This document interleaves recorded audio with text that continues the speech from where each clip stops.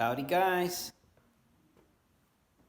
Just a quick share on how we're making the transition around these windows.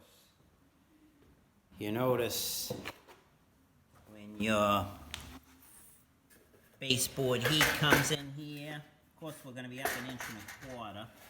We've got 3/4 and then 1/2 inch. Our subfloors right here, we already got it up here.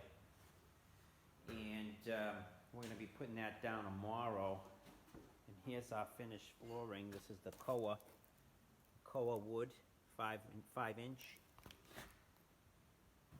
tongue and groove. Kind of neat. It's going to go on top of that. This goes down first with glue and screws. And actually we got to get our loops in for our baseboard heat loop. Because what happens is it comes up, say it comes up over here or returns, it comes up and goes around the whole room.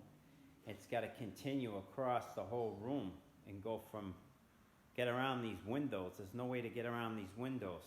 There's only 2 options, and that's to either go underneath or go above. And we're not going to start going up above in the walls because that creates all kinds of extra head for the pump to overcome. So what we want to do is just make the easiest path possible for the water to circulate through this fin tubing, and this is the easiest way. And we actually allowed for it back when we were doing our floor sleepers. We had allowed this trench in here. I gotta vacuum it out yet. We had allowed between sleepers a trenchway to now we'll elbow and then elbow up, and then what we'll do is we'll elbow back. And you can see those little carriage brackets. That's where the fin tube actually sits, so we know the height of where our rough out has to come.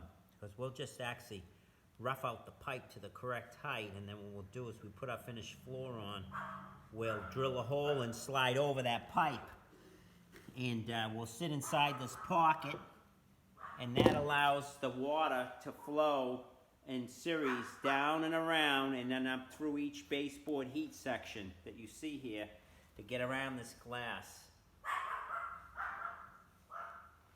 And that's that, guys. That's a quick one on our rough end. We'll pre-make up these horseshoes with 3/4 inch copper, and we'll pressure test them to make sure there's no leaks. And then once we get them finished up and pressure tested, we can embed them inside this trench we had created, and then I don't know, maybe we'll shoot some spray foam on top of that.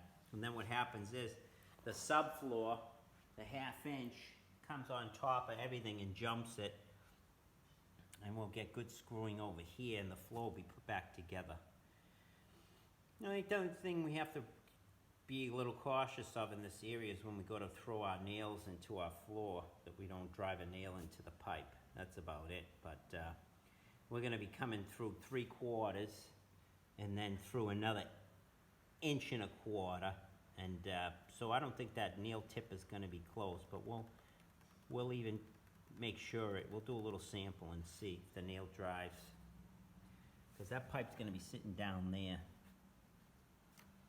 That pipe's going to actually be down more than 2 inches away from those nails. So, anyways, it's probably in a safe spot that it won't get nailed into. And then, you know, there's a sound gasket that goes in there, and that seals to the glass. All right, guys, that's it. Just a quick one on our horseshoe loops. How we're going to loop down the line. You can see it, and then maybe I'll splice another one on after I make them up. You can see what they look like and how they're roughed out. But that's pretty much it. That's how you get heat to go around things like that. Go through the floors an easier way if you can do it. So, and we're not about to go underneath and then through floor joists, so we're not even going near anything structural. All right, guys. Till the next one. Take it easy.